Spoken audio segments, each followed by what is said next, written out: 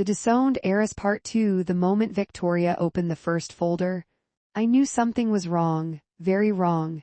She slowly pushed it across the dining table until it stopped in front of my father. I wanted to believe there was another explanation, she said softly, but I don't think I can keep hiding this anymore. Her voice trembled just enough to sound genuine. If I hadn't trusted her completely, I might have questioned it. Unfortunately, I did trust her.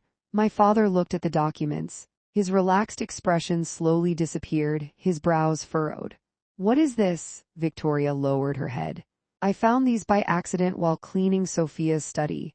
My grandfather immediately looked toward me. I frowned. My study? She nodded sadly. I didn't want to invade your privacy, Sophia, but these papers were lying on your desk. They contained confidential company information. I couldn't ignore it. I stared at her. My desk? I never left confidential documents lying around.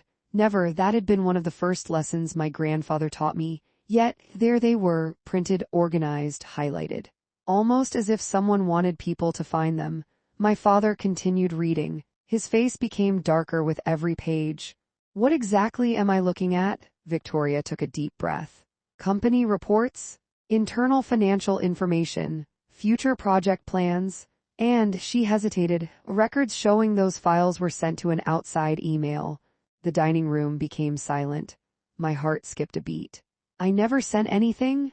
No one answered. Instead, my grandfather picked up another folder. Inside were screenshots, email records, financial statements, copies of confidential files, even timestamps. Everything looked perfect. Too perfect. I've never seen these before. I spoke calmly, not because I wasn't nervous, because panicking wouldn't solve anything. My father finally looked at me. Sophia, did you leak company information? No, his eyes didn't leave mine.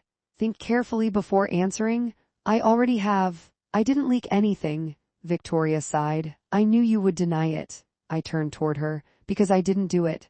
I wish that were true. Her eyes slowly filled with tears. I really do. Emily suddenly stood up. Mom, you don't have to say any more. She looked at me with red eyes. Sophia, if you made a mistake, just admit it. I'll forgive you. I couldn't help staring at her. She sounded sincere, completely sincere. If I hadn't known myself, I might have believed her. I didn't do it. That was all I said, because it was the truth. My grandfather placed another document on the table. This signature, is it yours? I looked. It was, or it looked like mine almost perfectly. It isn't. It looks identical, because someone copied it. My grandfather slowly shook his head. Sophia, enough. Those words hurt more than I expected, because my grandfather had always trusted me, always, until today. My father closed the final folder. His voice became unusually cold. I've defended you your entire life. I never doubted your abilities. I trusted you with company projects while you were still in university.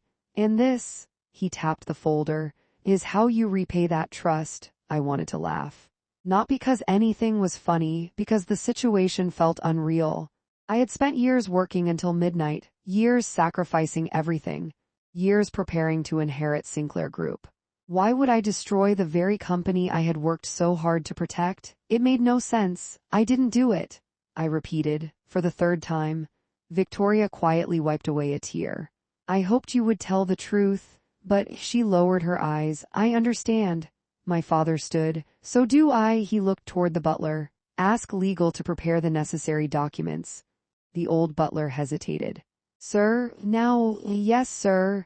I suddenly understood. They weren't discussing punishment. They had already decided. Emily covered her mouth. Dad, isn't this too much? Victoria gently held her arm. Emily, don't interfere. Emily lowered her head obediently. Another perfect performance. My grandfather finally spoke. Sophia, you've disappointed me. That sentence hurt far more than I expected. Not because I respected his position, because I respected the man.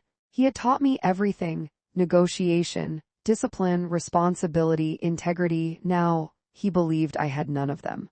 I'll ask one final time. He looked directly into my eyes. Did you betray this family? No. Silence. My father took a deep breath. Then I have nothing else to say. I slowly stood. So, that's it? No one answered. I smiled. A small smile, not because I was happy, because I finally understood something. Truth wasn't enough, not when someone had prepared lies this carefully. The lawyer arrived 20 minutes later. He looked uncomfortable, very uncomfortable. He placed several documents onto the table. No one spoke. The only sound was paper turning. Finally, my grandfather looked at me. If you refuse to sign, we'll proceed legally. I looked at the papers, disowned. Inheritance revoked, removal from Sinclair Group, termination of all authority, everything. I picked up the pen without hesitation and signed. Everyone froze, even Victoria. You, my father frowned. You aren't going to argue? I placed the pen down. What would be the point? You've already decided. No explanation will change that. I turned toward Victoria. You've done an impressive job, for just a second. The corners of her lips moved.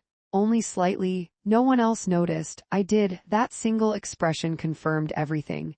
This had never been about evidence. It had been planned. I walked toward the door. No one stopped me just before leaving. I turned around. This is the last time you'll ever see me as family. I won't come back. I won't beg. And I won't ask for forgiveness. Because I've done nothing wrong. Then I left. Outside, the night air felt colder than usual. I stood beside my car for several minutes, trying to process everything.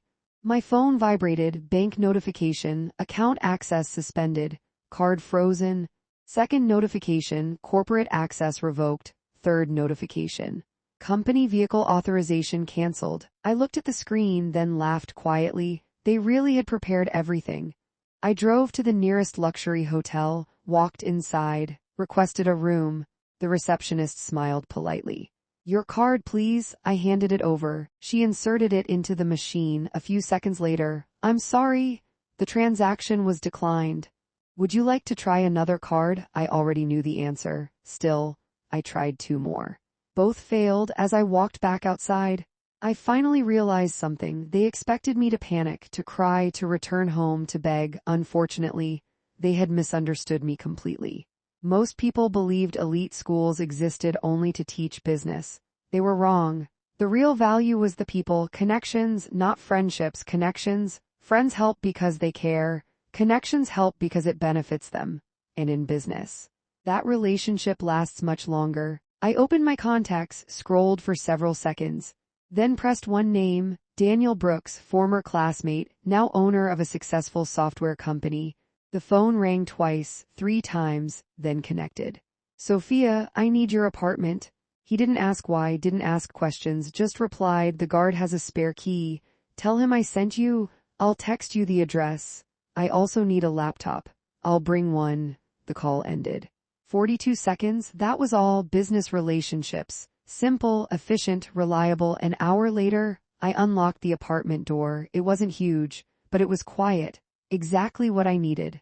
30 minutes later, Daniel arrived carrying a laptop, a bag of food, and several bottles of water. He placed everything on the table. I figured you forgot to eat. He wasn't wrong. I hadn't eaten since dinner, though dinner hardly counted. You don't need to explain. He picked up his coat. When you're ready to talk, call me. Then he left. I opened the laptop, logged into my investment accounts. One by one, for the first time that day, I smiled genuinely. To be continued.